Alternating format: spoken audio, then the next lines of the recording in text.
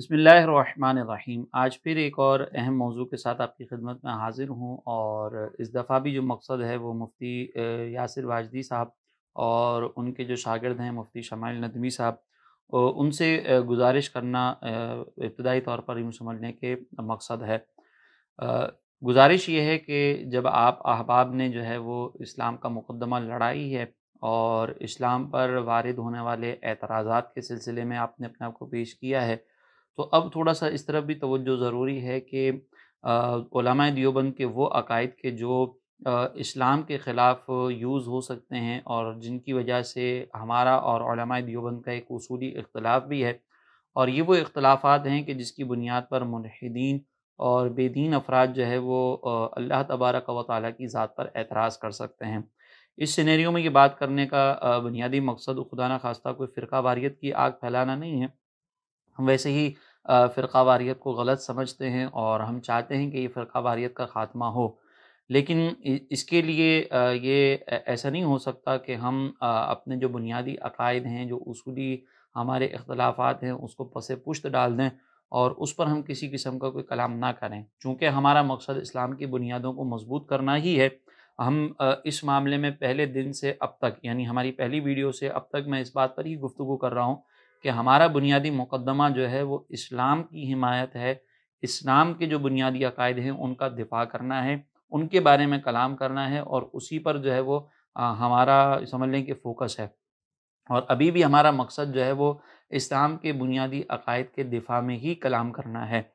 تو اسی لیے میں علماء دیوبند سے ویسے بہت سارے اختلافات ہیں، لیکن یہ ایک جو بنیادی اختلاف ہے ان اختلافات میں سے، اس پر میں اسی چیز کو سامنے رکھتے ہوئے کلام کر رہا ہوں کہ چونکہ آپ نے خدا کے وجود پر کلام کیا ہے، اور آپ ظاہر ہے کہ خدا کے وجود پر کلام کرنے کے بعد ان لوگوں سے بھی بحث کرتے ہیں کہ جو خدا کو تو مانتے ہیں لیکن خدا کی صفات کے سلسلے میں جو ہے وہ شش و پنج میں مبتلا ہیں۔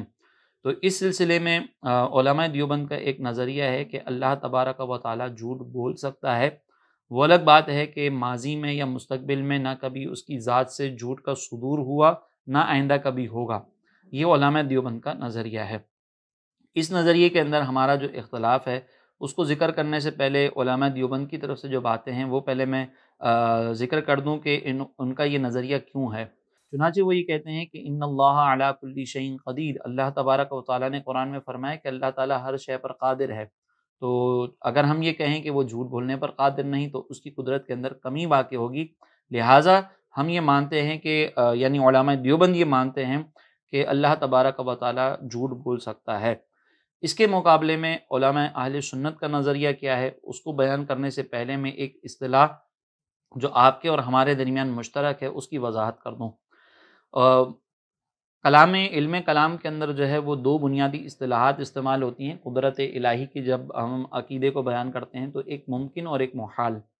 ممکن سے مراد وہ اشیاء ہیں، وہ نظریات ہیں کہ جن کو تسلیم کرنے کے بعد یا ان اشیاء کو وجود کو تسلیم کر لینے کے بعد اللہ تبارک و تعالیٰ یا خدا کے خدا ہونے پر کوئی فرق نہ آئے۔ جیسے مثال کے طور پر اگر ہم یہ مانتے ہیں کہ اس کائنات کے اندر کوئی ایسا وجود آ سکتا ہے، کوئی ایسا انسان آ سکتا ہے کہ جس کا سر جو ہے وہ آسمان پر ہو، اس کے پیر زمین پر ہوں، اس کا ایک بازو مشرق میں ایک بازو مغرب میں ہو، تو اس سے خدا کے خدا ہونے پر کوئی فرق نہیں پڑتا، لہٰذا اس طرح کی چیزوں کو کہا جاتا ہے ممکن۔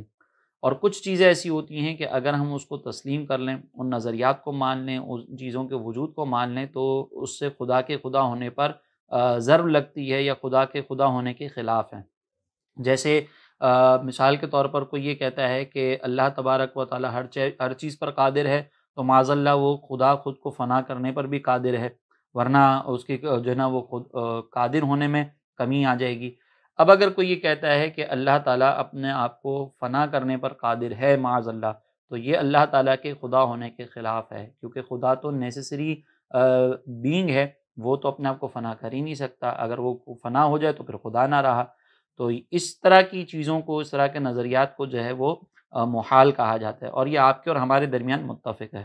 تو اب میں یہاں پر یہ بات پوچھ رہا ہوں کہ انہوں نے ایک جگہ جب انہوں نے اپنی بات کو بدلا ہے تو انہوں نے کہا کہ ایشور وہ ہے جو کچھ بھی کر سکتا ہے، تو انہوں نے یہاں جب یہ کہہ دیا کہ ایشور وہ ہے جو کچھ بھی کر سکتا ہے، تو اس میں کچھ بھی میں تو سب کچھ آ گیا نا، کہ اس میں بھی پھر بریک ہے۔ کچھ بھی میں وہ تمام کی تمام چیزیں ہیں جو خدا کی قدرت میں شامل حال ہیں، جو انٹرنزیکلی امپاسبل نہیں ہے. یعنی جس کو مثال کے طور پر میں نے آپ سے سوال کیا تھا کہ 2+2=5 ہو سکتا ہے کہ نہیں، انٹرنزیکلی یہ چیز امپاسبل ہے. اور آئی ڈونٹ نو کہ اگر آپ انٹرنزیکلی کا مطلب سمجھ رہے ہیں کہ نہیں. تو اگر ایک چیز میں اس کو آسان زبان میں کیسے کہوں عامر بھائی، انٹرنزیکلی یعنی فی حد ذاتی فی نفسی، اس کو کیا کیسے کہیں گے؟ اپنی ذات میں ہی کہہ سکتے ہیں، فی نفسی ہی. مطلب ان کے لیے ہم تو سمجھ رہے ہیں، تو میں نے اسی لیے انگلش کا لفظ بولا تھا.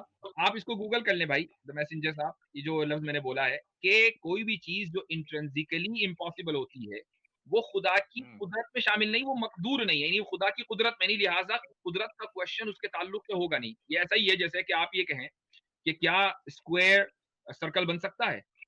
نہیں بن سکتا، یہ انٹرنزیکلی امپاسبل ہے. 2+2=5 کبھی نہیں ہو سکتا، یہ انٹرنزیکلی امپاسبل ہے. خدا اپنے جیسا نہیں بنا سکتا، اگر اپنے جیسا بنا سکتا تو بنائے گا، اور اگر بنائے گا تو پھر ایک نہیں ہے. پھر آپ کا جو عقیدہ ہے کہ بھائی ایشور ایک ہے، وہ ایک نہیں رہا نا. اب علماء اہل سنت کا امکان کذب کے حوالے سے جو مسئلہ ہے یا جو نظریہ ہے وہ یہ ہے کہ جھوٹ چونکہ فی نفسی ہی ایک بری چیز ہے، اور اس کو اگر ہم اللہ تبارک و تعالیٰ کی طرف منسوب کریں، امکان کے طور پر ہی اگر منسوب کریں، تو یہ اللہ تبارک و تعالیٰ کے خدا ہونے کے خلاف ہے، اس کی وحی کے خلاف ہے، اور اس نے جتنا کلام فرمایا یہ سب اس کے خلاف ہو جائے گا. وجہ اس کی یہ ہے کہ ہمارے پاس اللہ تبارک و تعالیٰ کے کلام کی رسائی، جو اللہ تبارک و تعالیٰ کا کلام ہے، اس کو سمجھنے کے لیے یہ ماننا ضروری ہے کہ اس سے کسی بھی قسم کے جھوٹ کا صادر ہونا ممکن نہیں، کسی بھی برائی کا سرزد ہونا ممکن نہیں.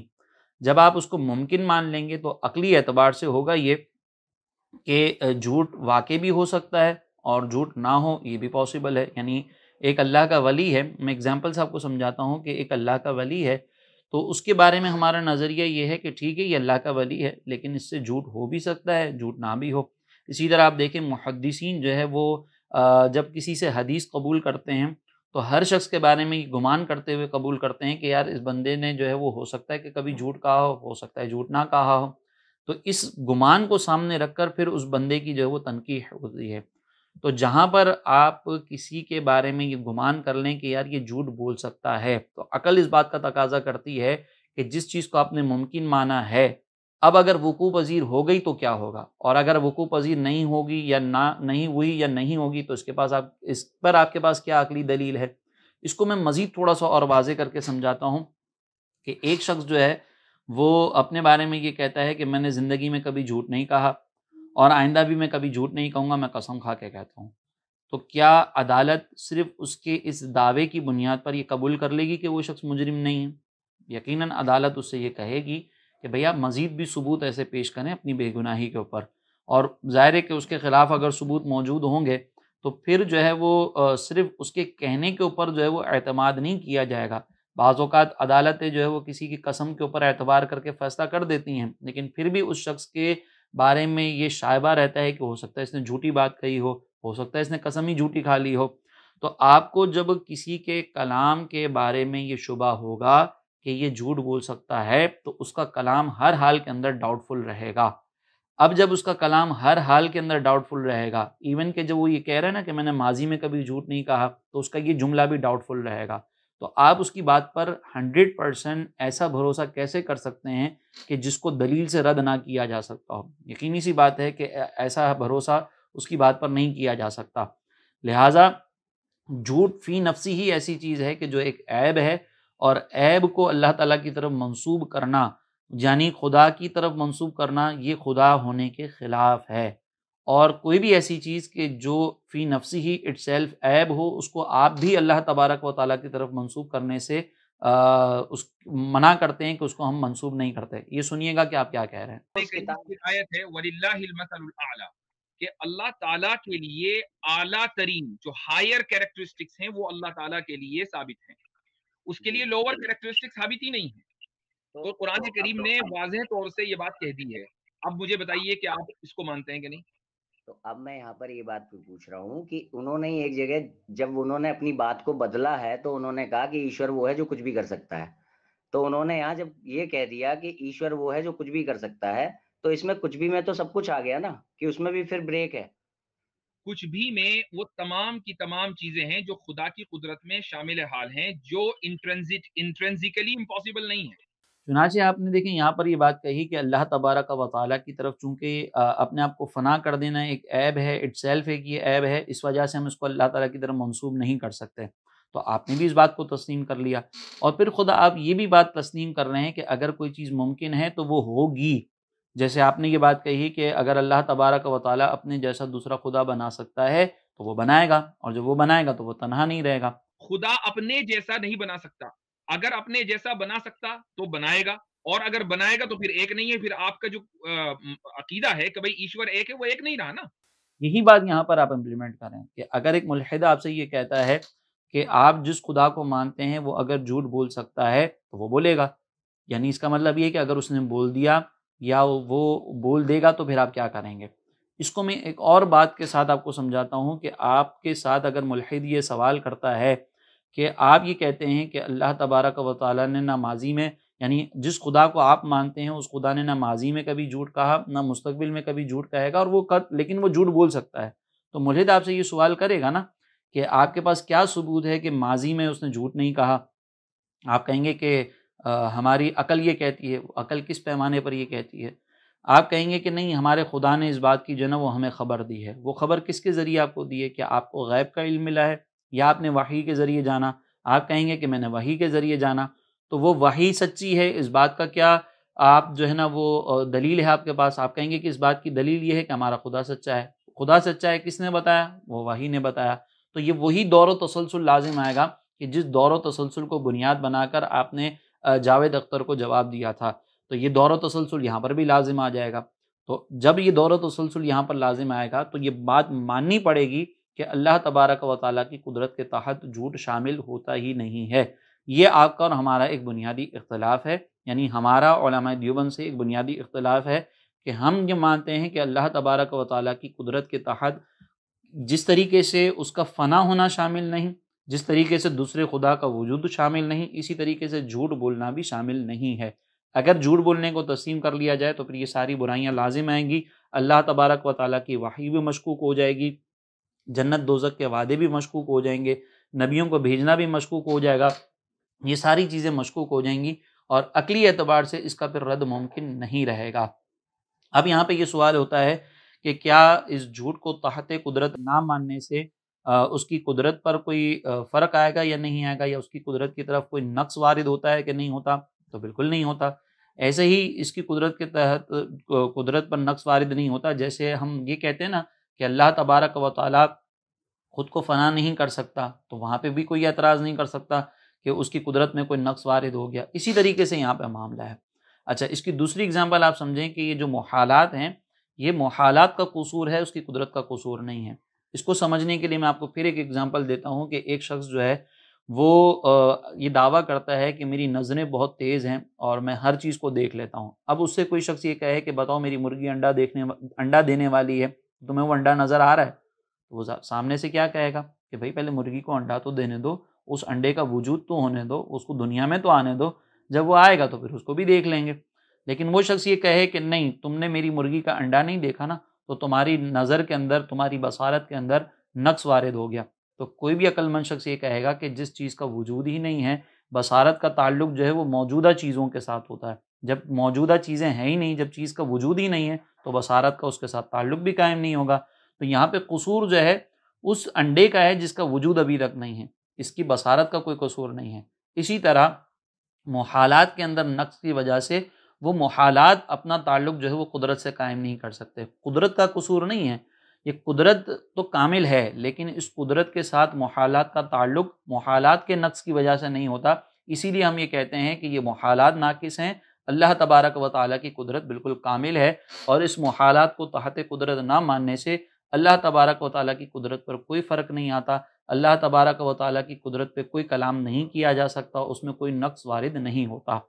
اسی ویڈیو کے اندر، جس ویڈیو کا بھی میں نے آپ کو ریفرنس دیا، وہاں پر آپ نے ایک جملہ یہ کہا کہ مجھے اس بات سے اختلاف ہے کہ اللہ تعالیٰ کر نہیں سکتا. وہ کرے گا نہیں، یعنی خدا کر نہیں سکتا، اس سے مجھے اختلاف ہے، وہ کرے گا نہیں، اس بات کو آپ بیان کریں۔ اور آگے پیچھے بات یہ چل رہی تھی کہ خدا خود کو جو ہے وہ فنا نہیں کر سکتا۔ اچھا، اب جب ایک پرسپشن ہمارا سیٹ ہو گیا کہ خدا جو ہے وہ بنایا تو ہے اس نے لوور چیزوں کو، مگر لوور چیزیں کر نہیں سکتا ہے، اتنا تو مطلب یہاں سے تبھی ہم آگے بڑھیں، اس کو فکس کر لیں کہ وہ لوور چیزیں کر نہیں سکتا ہے۔ لوور چیزیں اگر وہ کرے گا تو پھر وہ خدا نہیں ہے، وہ خدا کی پوزیشن سے ڈسکوالیفائی ہو جائے گا۔ جو لفظ آپ نے بولا نا نہیں کر سکتا، مجھے اس پر اعتراض ہے، وہ نہیں کرے گا، کر اچھا سکتے کی بات نہیں، وہ نہیں کرے گا چونکہ وہ اس کا خالق ہے۔ اچھا تو مجھے اب یہ بتائیے، آپ کے مطابق آپ نے یہ کہا کہ جی خدا مر سکتا ہے، میں نے سمپل سا سوال کیا، جب وہ مر گیا تو پھر خدا کون تھا؟ اس کا کیا جواب ہے؟ تو یہاں پر ذرا غور کر لیں کہ آپ لوگوں کے نزدیک یہ عقیدہ ہے کہ خدا کے کچھ عیب ایسے ہیں جو خدا کے ساتھ متصف ہو سکتے ہیں۔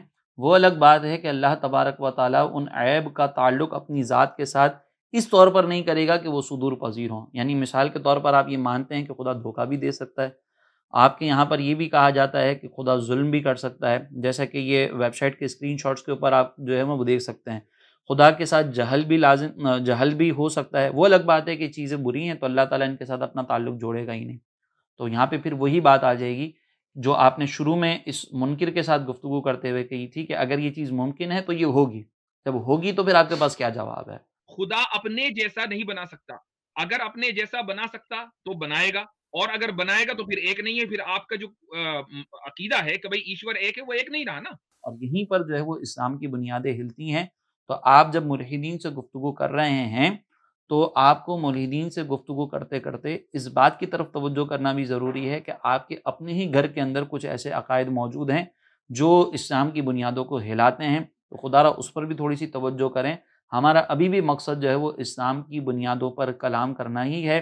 ہمارا کوئی مقصد یہ نہیں ہے کہ ہم کوئی فرقہ واریت پھیلائیں یا فرقہ وارانہ گفتگو کریں، لیکن چونکہ آپ اسلام کا نام لے کر وہاں پر اسلام کا مقدمہ لڑ رہے ہیں اور آپ کا یہ ایک عقیدہ ایسا ہے کہ جو اسلام کی بنیادوں کو کمزور کر سکتا ہے، تو آپ کو وہاں پر اپنی مضبوطی دکھانے کے ساتھ ساتھ ان کمزوریوں کو بھی ختم کرنا گویا کہ سمجھ لیں لازم ہے۔ اور یہی اس کے علاوہ اور بھی عقائد ہیں، لیکن یہ اس طرح کے عقائد ہیں کہ جس کی بنیاد پر علماء اہل سنت کا علماء دیوبند سے ایک بہت بڑا اختلاف ہے، اور آپ چونکہ اس اختلاف کو ختم کرنا چاہتے ہیں اگر اور اسلام کی بنیادوں کو مضبوط کرنا چاہتے ہیں تو اس طرح کے عقائد کی اصلاح بھی بہت ضروری ہے۔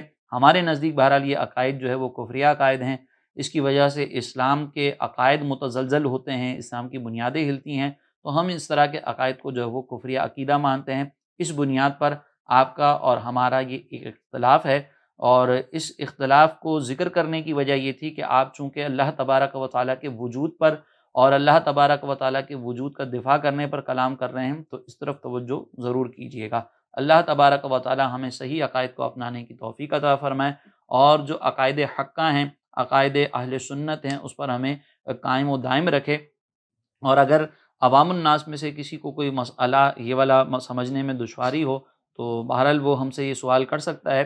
یہ مسائل چونکہ تھوڑے سے پیچیدہ ہیں، اسی لیے عوام الناس میں بہت زیادہ ذکر نہیں کیے جاتے، لیکن اس طرح کے معاملات چونکہ اب یہ یاسر واجدی صاحب اوپنلی ڈسکس کرتے ہیں، جیسے میں نے ایک ویڈیو بھی آپ کو دکھائی، تو اس پر کلام کرنا تھوڑا سا ضروری تھا، اور اس طرف توجہ دلانا بھی ضروری تھا کہ جہاں آپ اپنے اسلام کے مقدمے کو پیش کر رہے ہیں تو تھوڑا اپنی کمزوریوں کی طرف بھی توجہ کر لیں، کہ کہیں ایسا نہ ہو کہ آج تو آپ نے اسلام کے پیغام کو عام کرنے کے لیے نام کما لیا، لیکن کل یہی عقائد جو ہے وہ اسلام کے بنیادوں کو ہلا دیں اور آپ کی وجہ سے پھر اسلام کی رسوائی ہو۔ تو اس طرف تھوڑی سی توجہ کیجیے گا۔